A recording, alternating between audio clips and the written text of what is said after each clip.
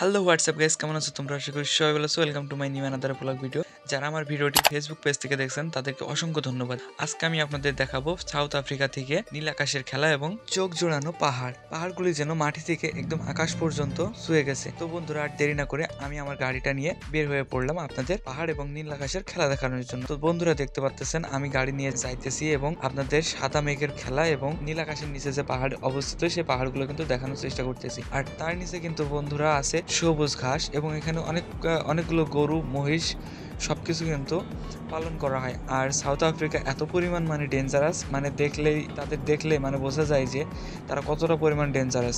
আপনি যদি একা রাস্তার ভিতরে বেরোন আর আপনি যদি নতুন হয়ে থাকেন তো আপনার সাথে খারাপ কিছু একটা ঘটবে, এটা শিওর। আর রাস্তার পাশ থেকে যে আমার সামনে যে পাহাড়টি দেখতেছেন, এই পাহাড়টি এই অঞ্চলের ভিতরে সব থেকে উঁচু পাহাড় এবং এই পাহাড় থেকে সব কিছু পর্যবেক্ষণ করা যায়। পাহাড়ের উপরে উঠলে আপনি সব কিছু দেখতে পারবেন।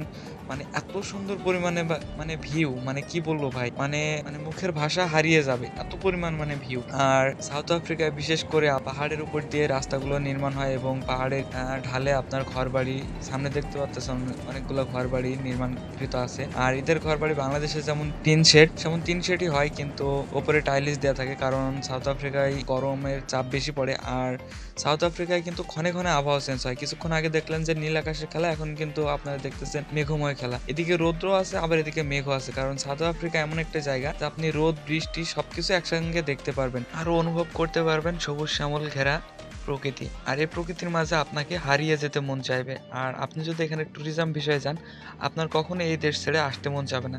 আর মাতৃভূমির একটা টান তো আছে, মাতৃভূমি ছেড়ে কোথাও যে শান্তি পাওয়া যায় না। আর ওই যে দূরে যে পাহাড়টি দেখতে পাচ্ছেন, ওই পাহাড়ের উপরে কিন্তু কিছুক্ষণ আগে বৃষ্টি হয়েছে, কারণ যে ঘন মেঘ দেখছেন, এই মেঘেতেই কিন্তু বৃষ্টি হয়েছে। আর এইদিকে দেখছেন কত সুন্দর রোদ, কারণ সাউথ আফ্রিকার মানে আবহাওয়াটাই এমন যে আপনি যেখানে আছেন এখানে রোদ ঝলমল করছে, আবার ওই পারে কিন্তু বৃষ্টি হচ্ছে।